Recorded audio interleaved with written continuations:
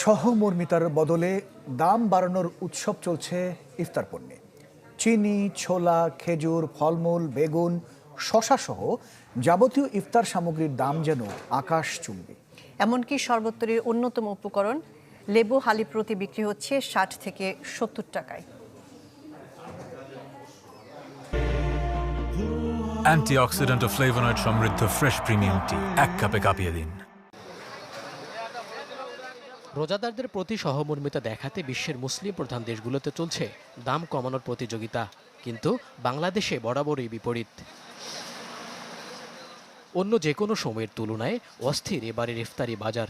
চিনির দাম বছর ব্যবধানে বেড়েছে ২৭%, আর ছোলার কেজিতে গুনতে হচ্ছে ১১০ টাকা পর্যন্ত। গেল বছরে যা বিক্রি হতো ৯০ থেকে ৯৫ টাকায়। এছাড়া বেসনের দাম বেড়ে কেজি বিক্রি হচ্ছে ১৪০ টাকা। আমরা তো ইফতারি খাইতে পারতাম না, এত দাম থাকলে কেমনে খাইতাম? মানুষের চাইলেও তো একটা জিনিস দেবে না, খাইতে হবে। মানুষের চাইছেন, এছাড়া তার উপায় নাই। গরিব মানুষের তো মরা ছাড়ার উপায় নাই। সবাই সবার জায়গা চোর ভাই, কেউ ভালো না। কেউ যে যেখানে সুযোগ পায় সেই যেখানে তার নিজের বুঝটা নিজে লয়ে লয়। স্বস্তি নেই খেজুরের বাজারেও।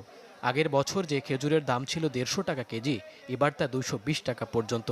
আর আজোয়া, মাবরুম, মেরজুল এসব খেজুরের দাম বছর ব্যবধানে কেজিতে বেড়েছে ৫০০ টাকা পর্যন্ত। সাথে বেড়েছে ফলমূলের দামও। দুদিনের ব্যবধানে মালটার কেজিতে ৪০ টাকা আর আঙ্গুরে বেড়েছে ৫০ টাকা পর্যন্ত। বাইরের দেশে তো এটা ভর্তুকি দেয়, আমাদের দেশে দিছে, কিন্তু বাস্তবের কোনো লক্ষণ দেখা যায় না। কিন্তু মালটা আর হলো সাদা আঙ্গুর, কালা আঙ্গুর, এই জিনিসগুলো হলো হাই রেট চলে।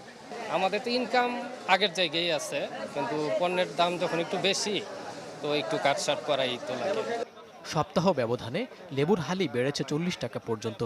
শশার কেজি বিক্রি হচ্ছে ৮০ থেকে ১২০ টাকা, আর কাঁচামরিচ কেজিতে গুনতে হচ্ছে ৮০ টাকা পর্যন্ত।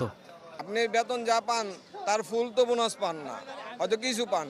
আর এরা তো মনে করেন যে এই এক মাসে মনে করেন যে সারা বছরে যা কামাবো এক মাসে তাই কামাই নিয়ে যাইতেছে। আমরা গরিব মানুষ, আমাদের চলার কোনো উপায় নেই, ওই যেভাবে চলে সেভাবে চলতে হবে। এদিকে কৃষিমন্ত্রী বলেছেন, ক্রেতারা প্রয়োজনের তুলনায় বেশি পণ্য কেনার কারণে অনেক সময় তৈরি হয় ঘাটতি।